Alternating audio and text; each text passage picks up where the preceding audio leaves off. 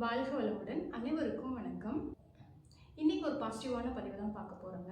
போகி பண்டிகை அப்படின்னாலே பழையன கழிதலும் புதியன புகுதலும் அப்படின்னு சொல்லுவோம். 13/1/2025 போகி பண்டிகை அன்னைக்கு பார்த்தீங்கன்னா இந்த 3 பொருட்களை நெருப்புல போட்டு எரிப்பதன் மூலமா எப்படி நம்ம தை பிறந்தால் வழி பிறக்கும் அப்படின்னு சொல்றோமோ அதே போல நம்ம வாழ்க்கையில துன்பங்கள் நீங்கி இன்பங்கள் பெருகும். அன்றைய நாள் பார்த்தீங்கன்னா எப்படி தேவையில்லாத பொருட்களை குப்பையில் போட்டு எரிப்போமோ அதே போல் நம் மனதில் நம் எண்ணத்தில் உள்ள அழுக்குகளையும் பகைமை உணர்வுகளையும் தீய பழக்க வழக்கங்களையும் தீய எண்ணங்களையும் சேர்த்து பொசுக்கிவிட நம் இல்லம் மட்டும் சுத்தமாகாமல் நம் உள்ளமும் தூய்மை அடைந்து நாம் ஒரு புது மனிதனாக பிறப்பெடுக்கக்கூடிய அந்த நாளைத்தான் போகி பண்டிகையா நம்ம கொண்டாடுறோம். இந்த பொங்கல் பண்டிகை அப்படின்னாலே ஒரு 4 நாட்கள் கொண்டாடக்கூடிய மிகப்பெரிய ஒரு தமிழர்களுக்கான ஒரு மிகச்சிறந்த ஒரு பண்டிகைங்க. பொங்கல் அன்னைக்கு பார்த்தீங்கன்னா சூரிய பகவானுக்கு பொங்கல் வைத்து படையல் போட்டு தீப தூப ஆராதனைகள் காட்டி நம்ம நன்றி சொல்லுவோம். எப்படி நன்றி சொல்லணும் அப்படின்னா, இந்த உலகத்தில் உள்ள அனைத்து ஜீவராசிகளையும் காத்தருளியதற்காகவும் இனியும் அனைத்து ஜீவராசிகளையும் உயிர்களையும் காத்தருள வேண்டும் அப்படின்னு நம்ம வேண்டி வணங்கி சூரிய பகவானை வேண்டி கேட்டுக்கொள்றனால தான் பொங்கல் பண்டிகையா நம்ம கொண்டாடுறோம். சூரிய பகவானுக்கு மட்டும் இந்த நாள் சிறப்பானது இல்லைங்க. சூரிய பகவானை மட்டும் வேண்டாமல் அனைத்து தேவாதி தேவர்களையும் வணங்கக்கூடிய நாள் தாங்க பொங்கல் பண்டிகை. இன்னும் சிறப்பு வாய்ந்தது பார்த்தீங்கன்னா போகி பண்டிகை. இந்த போகி பண்டிகை அப்படிங்கிறது பார்த்தீங்கன்னா இந்திரனுக்கு ரொம்பவும் சிறப்பான ஒரு நாளுங்க. அவருக்காகத்தான் இந்த போகி பண்டிகையை நம்ம கொண்டாடுறோம். இன்னுமே பல ஊர்களில் பார்த்தீங்கன்னா இந்த போகி பண்டிகையை இந்திரனுக்கு விழா எடுத்து இந்திர விழாவாக இதை கொண்டாடி கொண்டு இருக்கிறாங்க. அதிகாலை பிரம்ம முகூர்த்தத்துல 4 மணிக்கே எந்திரிச்சு நெருப்பு கொளுத்தி அதுல தேவையில்லாத பொருட்களை எல்லாமே போட்டு மத்தளம் அடிச்சு பாட்டு பாடி டான்ஸ் ஆடி கொண்டாடுவாங்களாமே இன்னும் பல ஊர்கள்ல. சரி, இந்த இந்திர விழா இந்திரனுக்கு எதுக்காக நம்ம விழா எடுக்கணும் அப்படின்னு கேட்டீங்க அப்படின்னா, போகி அப்படின்னா போகம், அதாவது மகிழ்ச்சி, முப்போகம் விளைஞ்சிருக்கு அப்படின்னு சொல்லுவோம் இல்லையா, அதைத்தான் நம்ம போகி பண்டிகையா கொண்டாடுறோம். ஒரு முறை பார்த்தீங்கன்னா இந்திரன் ரொம்ப கர்வமா இருந்தாராம். எதற்காக கர்வமா இருந்தார் அப்படின்னா, நம்மனாலதான் இந்த பூமி செழிக்குது, செல்வ செழிப்பா இருக்கு, நம்ம மழை பெய்யாட்டி இந்த பூமி வறண்ட பூமி ஆயிடும், நம்மனாலதான் அத்தனை செல்வ செழிப்பும் மக்களுக்கு இருக்கு அப்படின்னு சொல்லிட்டு ரொம்பவும் கர்வமா இருந்தாராம். அப்போ இந்த இந்திரனுடைய கர்வத்தை அழிக்கணும் அப்படின்னு பகவான் ஸ்ரீ கிருஷ்ணர் என்ன பண்ணாராமா, மக்களிடம் போய் இனிமேல் இந்திரனுக்கு எந்த ஒரு வழிபாடும் பண்ணாம கோவர்த்தன மலையை நீங்க வழிபாடு பண்ணுங்க அப்படின்னு சொல்லியிருக்காரு. அப்போ மக்கள் எல்லாமே அதையே கடைபிடிச்சிருக்காங்க. கோவர்த்தன மலையை சரி பகவான் ஸ்ரீ கிருஷ்ணரே சொல்லும் போது நம்மளும் அதை கேட்கணும் அப்படின்னு மக்கள் எல்லாருமே கோவர்த்தன மலையை வழிபட ஆரம்பிச்சுட்டாங்களாம். இது பார்த்தீங்கன்னா இந்திரனுக்கு கடும் கோபத்தை உண்டாக்கிடுச்சு.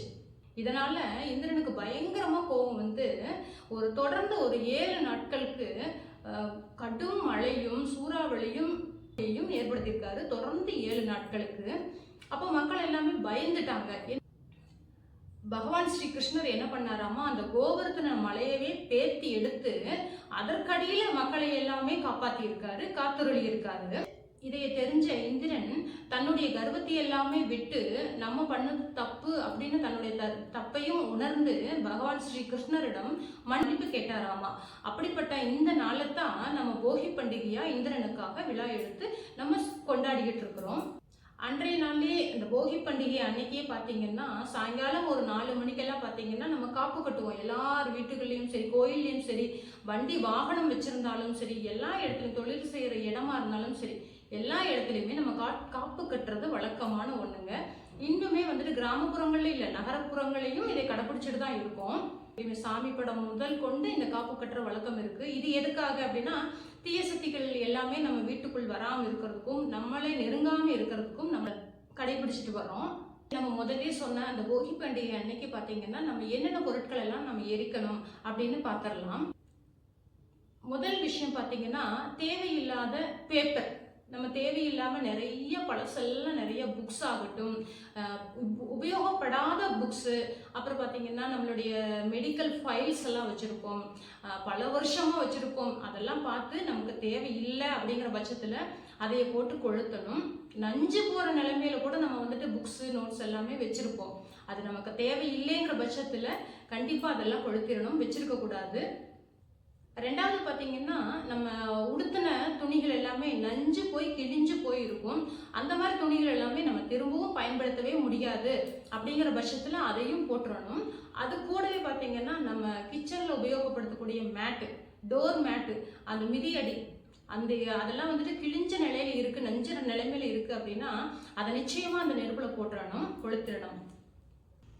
மூணாவது பொருட்கள் பார்த்தீங்கன்னா, நம்ம வீடு கூட்டின தொடப்பம் எல்லாமே ரொம்பவும் பழசாகி ரொம்பவும் குச்சி குச்சியா இருக்கும். அதை எல்லாமே எடுத்துடணும். அது ஓலைகளில் பயன்படுத்தின கூடைகள் ஆகட்டும், முரங்கள் ஆகட்டும், அது எல்லாமே யூஸ் பண்ணாம வச்சிருக்கோம், அது தேவையில்லை அப்படிங்கிற பட்சத்துல வச்சிருக்க கூடாது. அதையும் இந்த நெருப்புல போட்டுறணும். அப்புறம் இந்த மாவு, வீடு துடைக்கக்கூடிய மாவு, இது எல்லாமே போட்டுறணும். அதே போல மிக மிக முக்கியமான விஷயம் என்னன்னா, நம்ம எக்காரணத்துக்கு கொண்டும் பிளாஸ்டிக் ஆகட்டும் அல்லது டயர்கள் ஆகட்டும், பழசாகட்டும் புதுசாகட்டும், டயர்களை எக்காரணத்துக்கு கொண்டும் எரிக்கக்கூடாது. இயற்கைக்கு புறம்பா நம்ம எந்த ஒரு விஷயத்தையுமே நம்ம பண்ணணும் அப்படின்னா திரும்ப நம்மளுக்கு 10 மடங்கா நமக்கு அழிவுத்தான் இந்த இயற்கை கொடுக்குங்க, நிச்சயமா.